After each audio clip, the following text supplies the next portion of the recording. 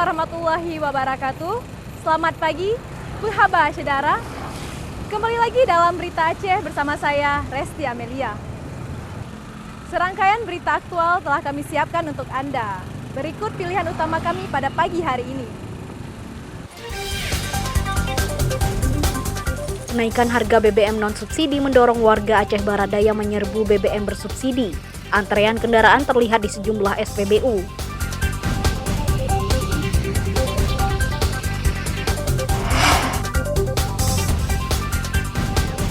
Seekor harimau Sumatera melintas di jalan penghubung Kabupaten Gayo Lues dengan Aceh Barat Daya sehingga mengkhawatirkan pengendara.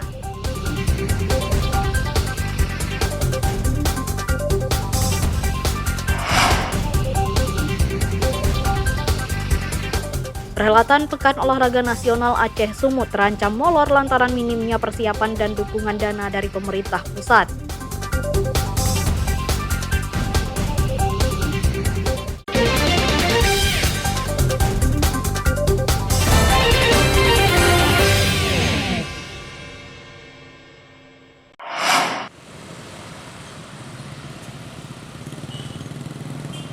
Kenaikan harga BBM non-subsidi yang mulai berlaku per 1 Oktober 2023 mendorong warga Aceh Barat Daya beralih membeli BBM bersubsidi. Akibatnya antrean kendaraan mulai padat di sejumlah SPBU. Pengendara kembali mengantre di pompa BBM bersubsidi terutama jenis Pertalite. Padahal sejumlah pengendara sudah sering membeli BBM non-subsidi jenis Pertamax. Pengendara menyerbu BBM bersubsidi bukan tanpa alasan. Mereka ingin berhemat guna mencukupi biaya kebutuhan keluarga di tengah masih tingginya harga sejumlah kebutuhan pokok. Harga BBM non-subsidi diantaranya Pertamax yang sudah Rp13.300 per liter memberatkan pengendara. Demikian juga harga Dexlite yang dijual Rp17.200 per liter jelas menambah pengeluaran warga. Nah, tanggapan Pak nih? Rasanya makin berat kita berkendaraan. Ya Pak, ya. Berarti sama ini pakai Pertamax Pak? Iya. Sekarang pakai Pertalite? Ya, Beralih ya? benar. Karena ini lebih murah ya? Lebih berat untuk mengencengkan. Pak, harapannya gimana nih Pak?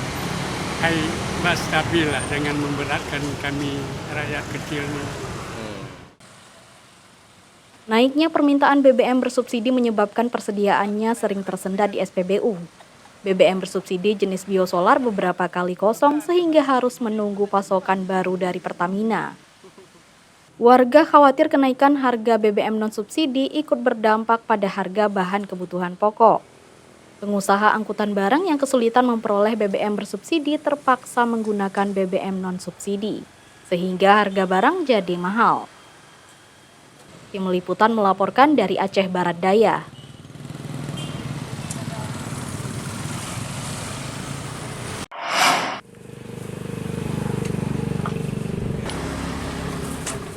Harga sejumlah kebutuhan pokok di pasar tradisional Lambaro Aceh Besar nyaris tak pernah turun.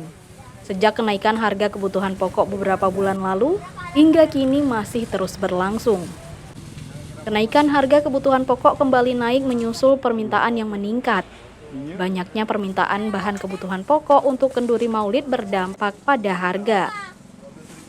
Beras merupakan salah satu komoditas pangan yang masih mahal. Harga beras kualitas medium mencapai Rp220.000 per sak ukuran 15 kg. Harga beras ini naik beberapa kali dalam sebulan lantaran minimnya pasokan. Kenaikan harga kebutuhan pokok dikeluhkan para ibu rumah tangga. Mereka harus mengakali untuk membeli kebutuhan pokok karena harganya masih mahal. Selain harga beras, bumbu dapur dan gula pasir serta telur ayam juga naik. Cabai merah yang sebelumnya bisa diperoleh Rp35.000 per kilogram, ini naik menjadi Rp40.000 per kilogram. Harga telur ayam naik dari Rp45.000 per lempeng berisi 30 butir, naik menjadi Rp50.000 per lempeng. Ya, apa aja mah sekarang? Cabai berapa Bu? Nih, 35. Sebelumnya berapa Bu? Ya, dulu ada yang 60. Artinya murah lah berarti kalau Ibu beli hari ini 35. Ya, kemarin udah ada yang murah lagi, ada yang 20. Kenaikan harga kebutuhan pokok tidak mempengaruhi omzet pedagang. Bahan pokok tetap dibeli warga untuk kebutuhan perayaan Maulid Nabi Muhammad. Yang naik cuma beras saja, lain normal. Tomat 14 sama 15 ribu itu. Kalau minyak goreng masih 15. Telur 45 itu. Kalau gula bang? Gula agak naik sedikit, udah 16 ribu. Dari sebelumnya 15. Nah kalau tingkat pembelian sendiri seperti apa? Masih kayak biasa karena apa kebutuhan yang diperlukan. Kebutuhan pokok ya, jadi mahal pun tetap dibeli ya. Kenaikan harga beras dan bumbu dapur diperkirakan akan terus terjadi lantaran pasokannya menurun, sedangkan permintaan meningkat. Tim Liputan melaporkan dari Aceh Besar. Maulid, Ana.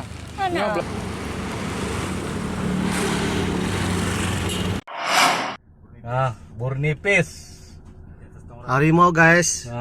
Seekor harimau Sumatera terekam video warga di kawasan Jalan Burnipis, Desa Tongra Persada, Kecamatan Terangun, Aceh Barat Daya. Video berdurasi 1 menit dan 48 detik ini menampakkan seekor harimau Sumatera yang melintasi jalan dan perkebunan warga dari jarak dekat. Harimau Sumatera dewasa ini melintas di kawasan jalan penghubung Blangkejeren Kabupaten Gayo Lues dengan Kabupaten Aceh Barat Daya. Pengendara terkejut saat menyaksikan harimau Sumatera berada di jalan lintas provinsi. Video penampakan harimau Sumatera beredar luas dan viral di media sosial. Menurut pejabat BKSDA Aceh, kawasan tersebut merupakan lintasan satwa liar termasuk harimau.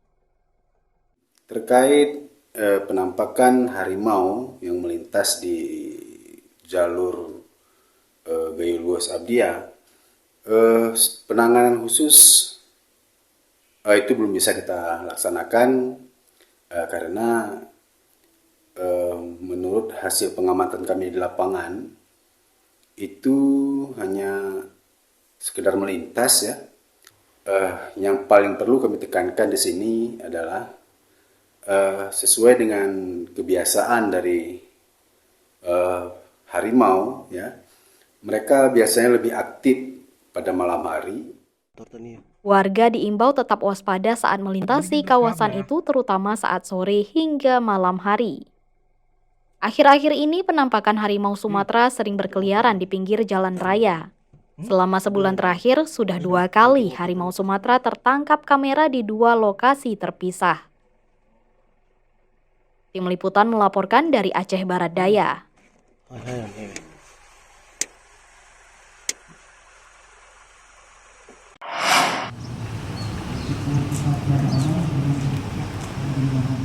Sebanyak 16 unit sepeda motor operasional diserahkan untuk para pengawas sekolah di Kabupaten Nagan Raya.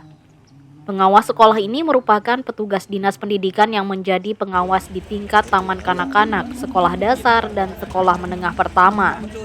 Kendaraan operasional pengawas untuk mendukung tugas para abdi negara ini mendatangi sekolah. Apalagi jumlah pengawas sekolah masih sangat terbatas dibanding sekolah yang harus diawasi. Jumlah pengawas di Nagan Raya hanya 16 orang, sedangkan jumlah sekolah untuk semua jenjang di Nagan Raya mencapai 353 mulai dari jenjang TK, SD, hingga SMP. Untuk peningkatan dan kelancaran operasional Bapak Ibu pengawas dalam menjalankan tugasnya. Karena ini pun kita memang masih kekurangan pengawas. Dari sekian jumlah sekolah, cuma baru ada 16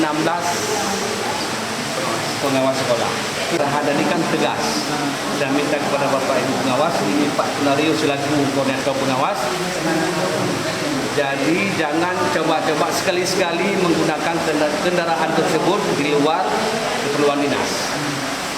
Saya tegas, memang saya tegas dan saya akan ambil sanksi apabila kedapatan kendaraannya keluyuran baik ke pantai atau kemana saja. Kendaraan operasional tidak dibenarkan digunakan selain untuk tugas pengawas. Sepeda motor operasional yang digunakan untuk kepentingan pribadi akan ditindak. Dengan adanya kendaraan ini kita sangat berharap kepada pengawas agar tetap semangat dan menjaga tugas dan fungsi pengawas itu sendiri. Jadi artinya kita tidak melalaikan tugas, tapi kita lebih lebih semangat dengan adanya itu. Dan satu lagi, kita akan tetap menjaga ini adalah amanah yang diberikan oleh pemerintah kepada kami, walaupun itu hanya kendaraan roda 2, tapi amanah itu tetaplah amanah dan akan kita jaga sebaik-baiknya. Para pengawas sekolah diharapkan dapat meningkatkan kinerjanya mengawasi sekolah. Basriadi melaporkan dari Kabupaten Nagan Raya.